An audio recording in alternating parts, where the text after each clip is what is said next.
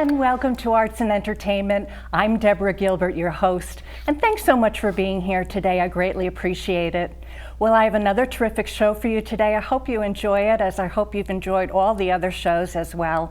We're going to highlight the Drama Works Theater Company, which is based in Old Saybrook, Connecticut, and Ed Wilhelms, the founder and artistic director, is my guest today. And Ed, thanks so much for being here. So great to have you. It's great. Nice to be here. Thanks. Well, I think the viewer is going to want to know about you before we talk about the theater company that you have founded. Why don't you tell us about yourself? You know I don't like to talk about I know that, but we're so interested in you. Okay, so I will. So I started out as an actor at the age of 16 by accident. I had a teacher in high school who got a job in a summer stock theater directing a play. And he asked me if I would like to be his stage manager. And I said, sure. What's a stage manager? I mean, I knew nothing. I literally almost nothing. So I became his stage manager, and then one of the actors quit the show, and he said, okay, you are now the Tin Man in Wizard of Oz, which was the first show that I was in. And so then I went back to high school, and then I was in shows, and decided that, I think as a senior in high school, that I wanted to pursue acting as a career. I was offered a scholarship at C.W. Post College, and I actually turned it down in favor of going to New York. I wanted to go right to the source. So at that time, the American Theater Wing had a school. And so I applied to that, I auditioned, I got accepted, and then after a year there, I was one of 6 actors chosen to go to the Raymond Moore Professional Training Center, which was on the grounds of the Cape Playhouse on Cape Cod. And that was a wonderful experience. And so after that, I just started acting for a short period of time. I'm glad that you have kind of said it that way. Did you know as a child or growing up that acting was going to be it, and that was it, or you came to a point that you were going to make a transition? No, I think really at the age of 14, I kind of knew. My parents had a television grew up in New York. And my parents had on Long Island, and my parents had a television in their bedroom. And the reason they had it in their bedroom was they thought that my sister and I would not go in there and watch television, because it was like off, you can't go in the bedroom, So, but I did. And WOR had $1 Million Movie, they called it. They had the same movie at the same time all week long. So I would sit there and watch this movie over and over and over again, and every time I watched it, I would get more, I would understand the story more, and I would watch the actors more. I would get past the story and start thinking about what they're doing and how they're doing it and so on. And I said, I'd like to try that, So I really think at the age of 14, I just started to get interested in it. And so that was the beginning. So I think I kind of knew. My sister was an artist, is an artist, and she teaches art, and she knew at a very early age also. We sort of come from a family of artists, one form or another. So we were lucky in that regard. We were exposed to it. So then from there, knowing that you wanted to pursue an acting career, you went and pursued it in education as well? Yes, at the American Theater Wing. Okay. Good question now would be to the actor that is watching us now, listening to us now, that is thinking about pursuing it, is pursuing it. Do you recommend education, classes, workshops, so on and so forth? I recommend workshops and classes. I don't necessarily recommend going to these very large studios where you're really going to spend a bit of money and sit there with, maybe 50, 100, 150 people. I have discovered that there's a lot of actors that in their part-time will do classes in their apartments. Those are the guys to search out, because they're the ones that are acting, they're the ones that are the professionals that can impart their knowledge to you on a much smaller level, as opposed to maybe somebody who's book smart but doesn't have the actual experience. That's why the American Theater Wing, that's why I went there, because our teachers were all working actors. One guy was running back and forth from the studio, doing a television series every week, so you're working with people that are working in the business at the same time you're taking classes, and those guys are still out there doing it. So that's what you want to do, I think. And I think, as we mentioned before, it is a craft. It is something you have to learn. You have to learn where middle C is before you can play Bach, right? So you have to learn about acting. What is it all about? So you have to have training. Some people are naturally talented and can just get on stage and do it. Most people can't. So my advice is, if you want to pursue it on a smaller level to begin with, and find somebody who can help you, who is more interested in you wanting to be an actor than themselves as a teacher. How long did you pursue an acting career or an acting endeavor? I think about 7 years in earnest. And then I stopped for a while because I raised a couple of kids. And when you do that, you've got to get like a regular job, And so I did that for a while. And then I would say, after they were pretty well grown up, then I went back into it. That's when I did a couple of television commercials and did a lot of local theater, and did some stuff on Boston Public Television. Live performances there. So then I discovered the older I get, the more I wanted to be a producer director. So I stopped acting probably about almost about 20 years ago. Oh, really? And really just concentrated on producing and directing. Yeah. Do you miss it at all? Yeah, I think there are roles out there that any actor really wants to do. Willie Loman, Death of a Salesman, those kinds of things. But I'm happy not doing them. I think I'm terrible at learning lines at this point because I haven't done it for so long, and it's about knowing the lines, not just memorizing them. Anybody can memorize, you got to know them. They have to come out of you like they're your words, not like you're reading it off a piece of paper. So, that I don't need. How has the transition been for you? You're saying you're a producer director now? Right.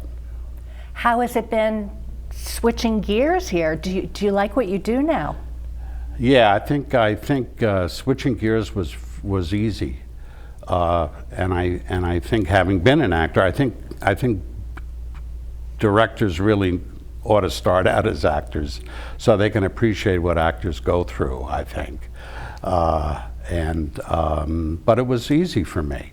I was in one of the last shows I was in. I won't mention the name because maybe he's watching, but the director missed a lot. He just missed things that I saw. Not that I was better, but different. He was taking a different look at it than I was seeing. And I said, I would have done this, I would have done that, not out loud, but to myself. And so that really got me into thinking more seriously about directing. And so that's what I did. I think it's worked out okay. Did you have any training as a producer director to make that transition, or were you on set and picked it up? What are your thoughts about that? No, I had no specific director training at all, except when you're an actor, you work with bad directors, you work with good directors. So that's how you learn, by working with good directors. What are your responsibilities as a producer director? What are some of the things that you do? As a producer, money. Mm-hmm.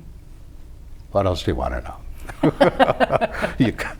A producer is the guy that has the money, or he raises the money, or he begs for the money, or he somehow he gathers the money to put on a show, and hires the director. So when you're a producer director, you get hired all the time. Which one do you like better? I'm directing, of course. Producing is the business end of it, which is okay, but it's time consuming. It's not creative necessarily, unless you're talking about promotion, material, or, ads and stuff like that, marketing. But I like the creative end of it, so definitely directing, sure. Tell us now about the Drama Works Theater Company. How did it come about, and what makes it so wonderful? Well, I decided that, first of all, I was in Florida for 4 years, as we mentioned earlier, and I started a theater down there because I was directing for other theaters in Florida, and so most of the stuff that I was directing was not stuff that I would choose to direct. And I directed probably 7 shows. The last show I directed was at a very large theater, very well-known theater, but the play was written for high school. And I'm saying to myself, why would you produce a play that's written for high school students and put it on in this theater? And they did it because it was very funny and it sold tickets. So they made money. But it wasn't about the story, it wasn't about the art, it was about making money. And I discovered that with the population they have of snowbirders, that they just wanted to do stuff that would get these snowbirders in their theater. So this large theater went across the street, got a space in a strip mall, and made a deal with the landlord and built a theater. And I said, now I can do what I want to do. And we slowly developed an audience. We started with David Mamet's Speed the Plow. David Mamet, what are you, crazy? You can't do that. People won't come. Well, people did come, and they loved it, and they enjoyed it, and they kept coming back. So good theater, you can sell seats, and put on good theater at the same time. So I think this theater is just an extension of what I did in Florida. First of all, I think Old Saybrook is a great area. They've been wonderful to work with. The town is wonderful to work with. Chamber of Commerce is out of sight, very supportive, wonderful people. And I lived there for 28 years. I like the area, but I also think that it can draw from a lot of other different areas. So I've got an audience there. I just got to get them to come to the theater and see a show. Did that answer your question? Oh, see, I tend to go on, and I do digress. Oh, it's wonderful. But we're gonna take a moment. We're gonna hold that thought. We're gonna take a break. We'll be right back. I'll be seeing you in all the old familiar places. So I've thought a lot about what I miss the most during this pandemic. And the thing that I miss the most is you. I love playing to a live audience. There's nothing like it. There's nothing like feeling the love that you guys give to us, and we're trying to give to you, and I just can't wait to get back to that. All these places that we stand in, the Ryman, Opry House, those places are just places if you don't put the people in them.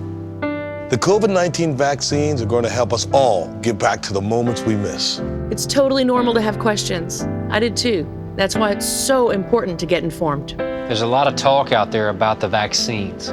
So ask your doctor and get the facts. I'll be seeing you. It's up to you.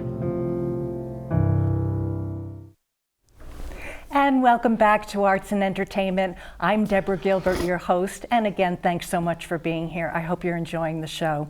Well, we're highlighting the DramaWorks Theater Company, which is based in Old Saybrook, Connecticut, and Ed Wilhelms continues to be my guest today. And Ed, we were talking about the theater. I know it's based in Old Saybrook. When did you open it? Actually, it opened, the first show was about 3 weeks ago. So it's brandy new. We did 2 shows in Stonington. I rented a little theater in Stonington in 2019. And November 2019 was the last show we were doing. And I did that there while the theater was being built in Old Saybrook, an old warehouse space. So we had to remodel the entire inside of this place. So while that was going on, we did the 2 shows. Then we moved into the theater just before COVID hit, and we started rehearsing the first show, and we got into it by about, I don't know, a week and a half, maybe a week even, and then we had to shut down. So we've been shut down basically since November of 2019. Oh yeah, not good, not good. But hey, we're back now. I was going to ask you, as I've asked other theater individuals, how has COVID affected your theater, let alone the industry? My theater had, I mean, the effect has just been money. You know, I mean, obviously you're not producing any shows, and the rent has to be paid, and the heat has to be paid, and electricity has to be paid. So that it's been a financial drain. In general, in Connecticut and elsewhere, especially in New York City, it's been devastating because most people say, oh, it's a shame, you know, that theater, the Bushnell or the Guard Arts Center, whatever it is, it's a shame they're shut down. But they don't think about the restaurant next door to the theater, or the cab driver that's picking people up to bring them to that restaurant. I mean, it affected, especially in New York, literally millions of people. It's just been disastrous, disastrous. So, but we're over that. We're starting our shows, so hopefully we'll be okay. And the goal is to make enough money so that we can continue to produce theater, that's all. Tell us about your schedule of events. You just opened up, you're saying 3 weeks ago. What's happening as we move forward? Well, we're going to be doing, I have a list. Yeah, please. Would you like? You're welcome to read it. We're, Bakersfield Mist is the next one, which is very funny, and then it turns a little bit. It's a comedy drama, but it's about a woman who buys a painting for a buddy of hers for her birthday. Buys a painting at a thrift store, and it's $4, and I think she settles for $3. And so she buys this horrible, horrible painting as a joke for $3 and brings it to her. They sit and they drink beer and they get a pistol and they even try to use it for target practice. I mean, it's just the ugly.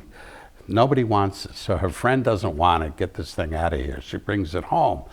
She sobers up the next day. She says, you know what? That could be a Jackson Pollock.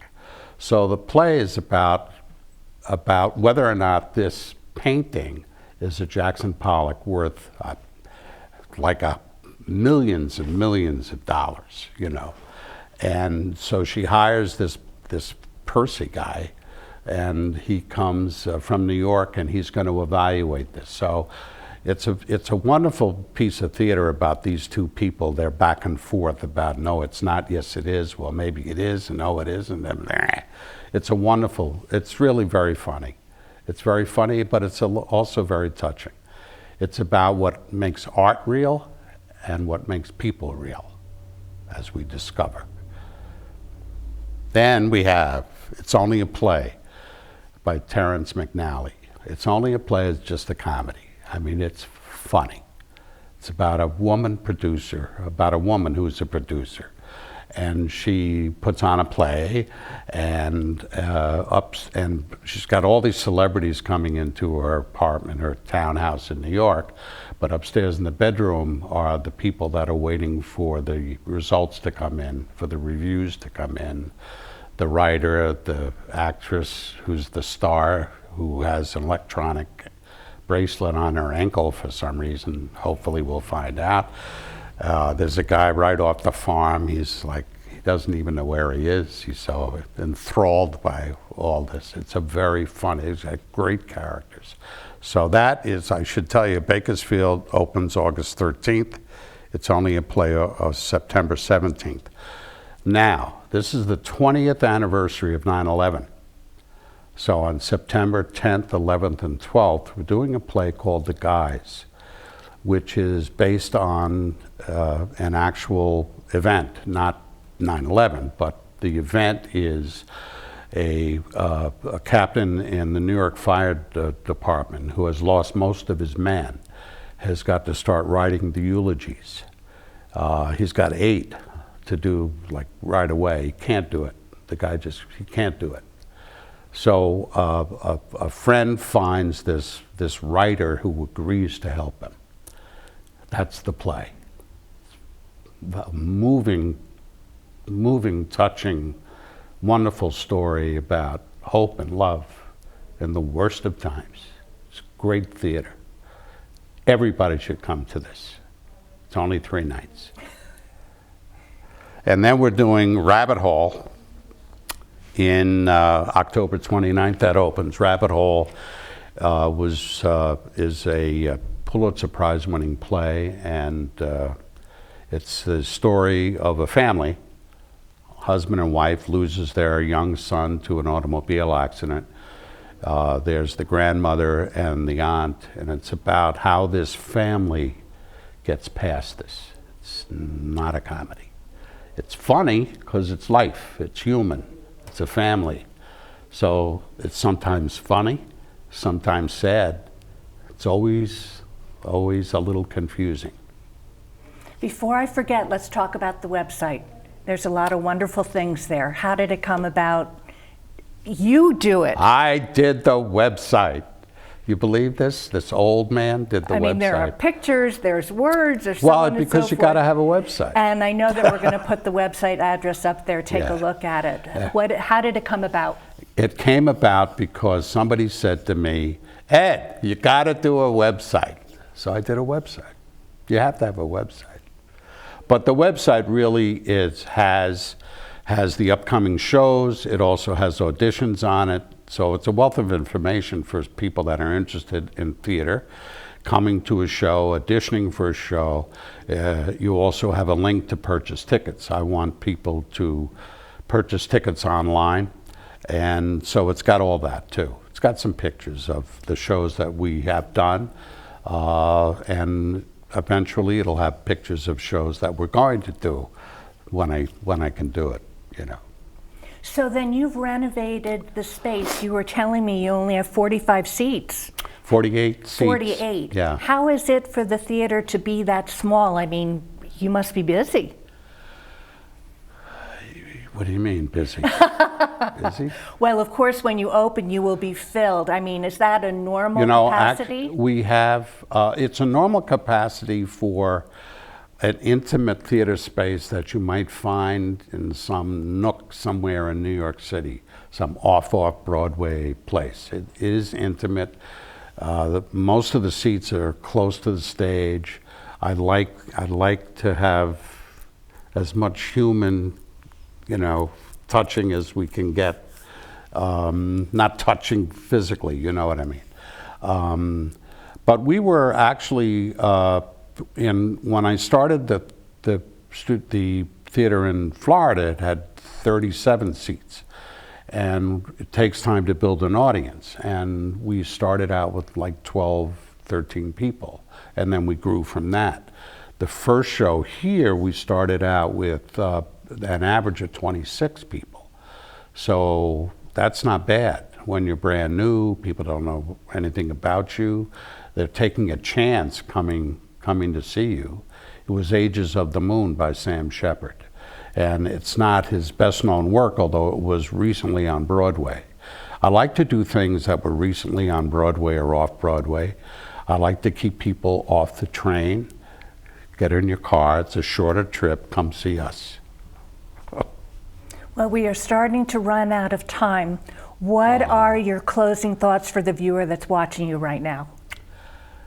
I think that I would like folks to check our website, see if there's shows coming up that they think they would like to see. Buy the ticket, come see the show. If you don't like the show, I'll give you your money back. Well, there you go. Because they're going to like the show. You can't beat it. Well, thank you very much for being Hopefully here today. I won't be there when they come. I'm only kidding. Well, you've been tuned in to Arts and Entertainment. I'm Deborah Gilbert. I hope you enjoyed the show today. Have a terrific day. I'll see you next time.